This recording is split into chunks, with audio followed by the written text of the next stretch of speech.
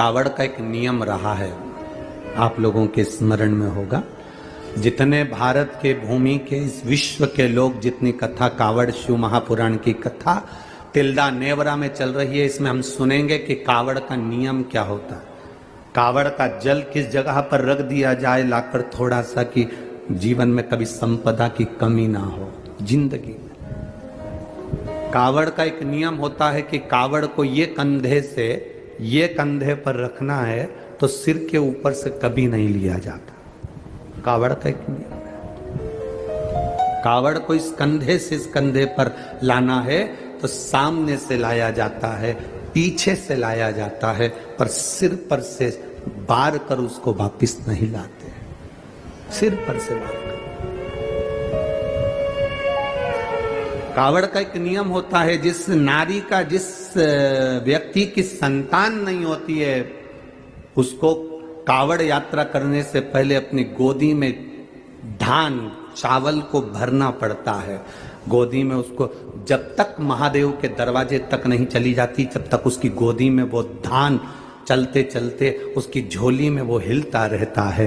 कावड़ का जल उसके कंधे पर रहता है और जब वो कावड़ जिसकी औलाद नहीं संतान नहीं, जब वो कावड़ का जल महादेव को चढ़ाती है तो पहले जल समर्पित करने के बाद फिर चावल के दाने बाबा के उस शिवलिंग पर समर्पित करती है कि बाबा मेरी गोदी में तू यहां तक लेकर आया है, ये गोदी खाली मत छोड़ना, मेरी गोदी भर देना, भले 25 साल हो गए।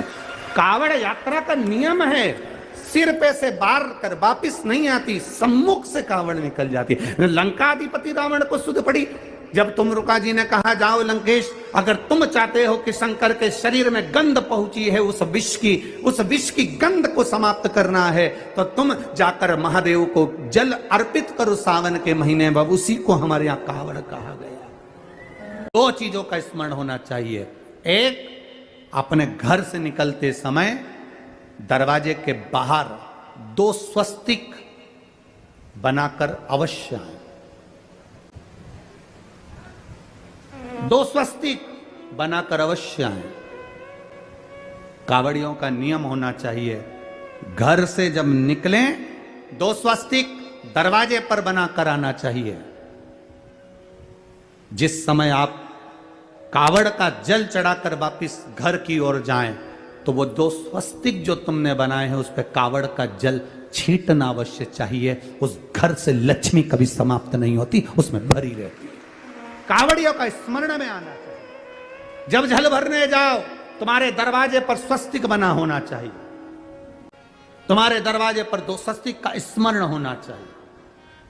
मेरा शिव, मेरे गोरा, मेरा गणेश, मेरी रिद्धि, मेरी सिद्धि, मेरे देव नारायण, लक्ष्मी, राम, सीता, मेरे कृष्ण, मेरी राधा, सब वहीं पर विराजमान हो जाए, सर्वस्व वहीं।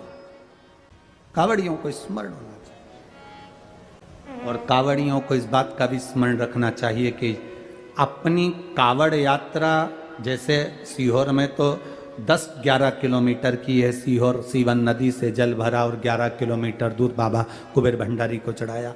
आप सुल्तानगंज से भर रहे हो, हरिद्वार से भर रहे हो, आप प्रयागराज से भर रहे हो, जहां से भी आप जल भर रहे हो या अपने नजदीक से भर रहे हो, जितनी दूर तक कावड़ लेकर जा रहे हो उतनी दूर तक तुम्हारे मुख से व्यर्थ की बात ना निकलते हुए भगवान का नाम निकलना चाहिए।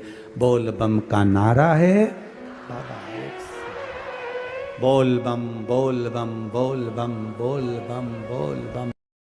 जब हम कावड़ का डंडा लेकर 2 लोटे उसमें बंधे हुए हैं, कई लोग कावड़ का डंडा भी नहीं रखते, 2 लोटे ही ले लेते हैं। कई लोग गले में पानी की 2 बॉटल ही लटका लेते हैं। शिव जी को जल चढ़ाया, एक कलश का जल शंकर जी को चढ़ाकर दूसरे कलश का जल थोड़ा चढ़ाकर उसमें से जल बचाकर लाकर शिव का चढ़ा हुआ जल दूसरे वाला पात्र जो खाली करा है उसमें झेल कर लाकर हम जिस स्थान पर अपना घर है, जिस घर के अंदर जो पानी का हंडा है, मटका है, परिंडा है, अब आपकी भाषा में आप क्या बोलते हो छत्तीसगढ़ में, जहां पानी भरते हो रसोई घर में, हंडा भरते हो, मटका भरते हो, पानी की बाल्टी, हंडा, जहां रसोई घर के अंदर पीने का पानी रखते हो, उस स्थान पर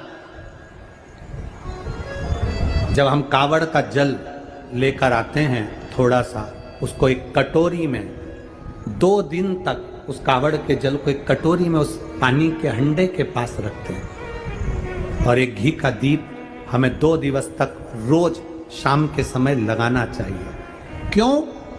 उससे हमारे गए हुए जो पित्र हैं, पूर्वज हैं, वो जहां पर भी होते हैं उनकी मुक्ति तो होती ही है, साथ में वो हमको आशीर्वाद देते हैं, दूधो नहाओ पूतो फलो, और जीवन का आनंद सुख पा।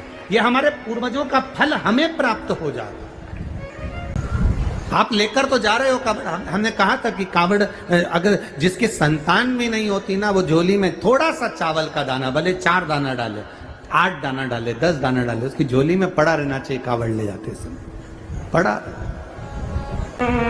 जो बेटी, जो बेटा, जो युवान बहन भाई जिस भाव से कावड़ उठा रहे हैं, वो अपने घर से जब स्वस्तिक, आप कुकू का, रोली का, जो रोली होती है, कंकु होता है, उसका जब स्वस्तिक बनाकर जाएं, तो स्वस्तिक बनाते समय आपके मन में कामना होना चाहिए कि मेरे बाबा, मैं तेरे भरोसे पर ये कावड़ लेकर आ रही हूं, और मेरा विश्वास कहता है तो मुझे खाली नहीं छोड़ेगा। कावड़ का जल मैं चढ़ाऊंगी, और चढ़ाकर जब आऊंगी, ये मेरा विश्वास कहता है अगली कावड़ की जब तैयारी होगी ना बाबा, उससे पहले तू मेरी झोलियां खुशियों से भर देगा। ये मेरा विश्वास कहता है, ये मेरा भरोसा कहता है, ये मेरी दृढ़ता कहती है।